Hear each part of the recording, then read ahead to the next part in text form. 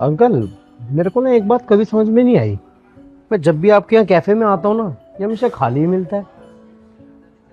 सब सामने वाले की वजह से। अब क्यों? अब यहाँ खाना खाने कोई आता ही नहीं। जिसे भी खाना खाना होता है सब सामने वाले रेस्टोरेंट में जाते हैं।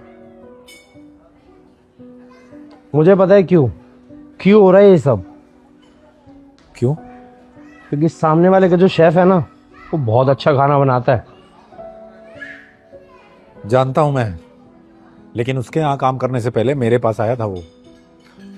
लेकिन मैंने ही उसे काम पे नहीं रखा। तो अब रख लो आप। अच्छा, ठीक है, कल से रख लेता हूँ। मेरा सगा है ना वो। मैं बोलूंगा और वो अपना अच्छा खासा काम छोड़ के आ जाएगा मेरे पास। कैसी बात करते हो? अरे अंकल, जब पैसा बोलता है ना, तो सब सही हो जाते हैं।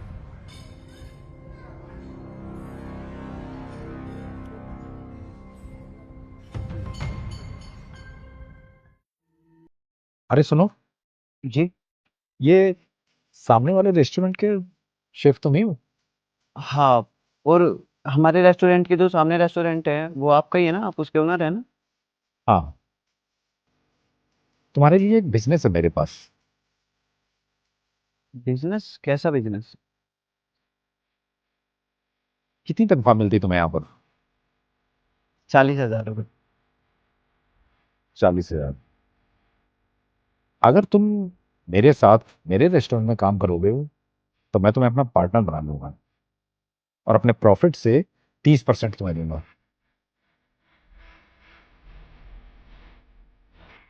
30% मतलब, अगर तुम ये मान लो किसी महीने रेस्टोरेंट बिल्कुल भी नहीं चला ना, तो उस महीने भी कम से कम 50 से 60 हज़ार रुपये तो मिल ही जाएंगे आराम से।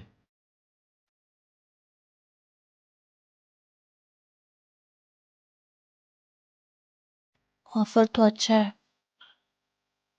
पर भैया क्या छोड़ना सही होगा? मतलब जब तुम्हें काम की सबसे ज्यादा जरूरत थी ना, तो भैया ने अपने पास रखा था, और तुम उनके यहाँ भी गए थे, उन्होंने मना कर दिया। बात तो तुम सही कह रही हो निशा, लेकिन मैं क्या करूं फिर? दिमाग खराब हो गया तुम्हारा? मैं तुम्हें अमीर बनने का मौका दे रहा हूँ और तुम मना कर रहे हो। देखिए, आपने मेरे लिए इतना सोचा, उसके लिए बहुत बहुत धन्यवाद। लेकिन मेरी नज़रों में ना, पैसों से ज़्यादा बड़ी ईमानदारी मायने रखती है।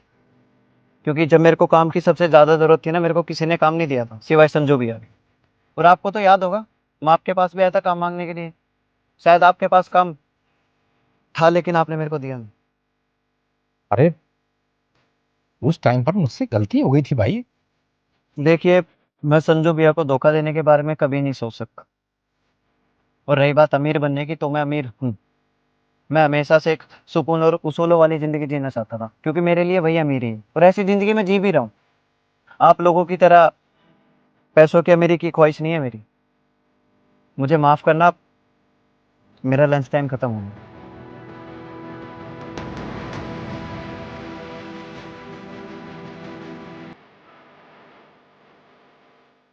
निशा, मुझे नहीं लगता कि हमारे जैसा कोई मूर्ख होगा इस दुनिया में। नहीं होगा, पर हमारे जैसा ईमानदार और उसूल पर चलने वाला भी कोई नहीं होगा। और महाभारत में श्री कृष्ण ने कहा है कि धर्म से बड़ा कुछ नहीं होता, और धर्म के रास्ते पर चलने वाले मनुष्य से बड़ा कोई इंसान नहीं होता।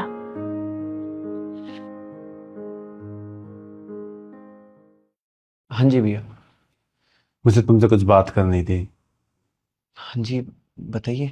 देखो, जिस रेस्टोरेंट में तुम खाना बना रहे हो, मैं कुछ टाइम पहले उसको बंद करने की सोच रहा था, क्योंकि वहाँ पे कुछ प्रॉफिट हो ही नहीं रहा था। लेकिन जब से तुम आए हो, तब से वो रेस्टोरेंट बहुत अच्छा चल रहा है, क्योंकि तुम खाना ही इतना अच्छा बना रहे हो। गूगल पे इतने अच्छे रिव्यू डाल रहे हैं लोग। तो मैं तुम्हारे लिए कुछ करना चाहता हूँ। क्या भैया?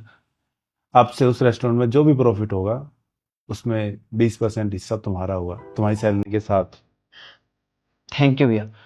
लेकिन भैया, मेरे को परसेंटेज नहीं चाहिए, मैं अपनी सैलरी में ही खुश हूँ। हाँ, नहीं चाहिए, पर मैं देना चाहता हूँ, क्योंकि ये तुम्हारा हक है, तुम डिजर्व करते हो। कल को कोई तुम्हें और अच्छा ऑफर दे दे या कोई पार्टनर बनाने की बोले, मैं नहीं चाहता कि तुम यहाँ से कभी भी जाओ। तो जो तुम्हारा हक है मैं तुम्हें देना चाहता हूँ। थैंक यू भैया, थैंक यू सो मच। ठीक है, ऐसे ही काम करते रहो। जी।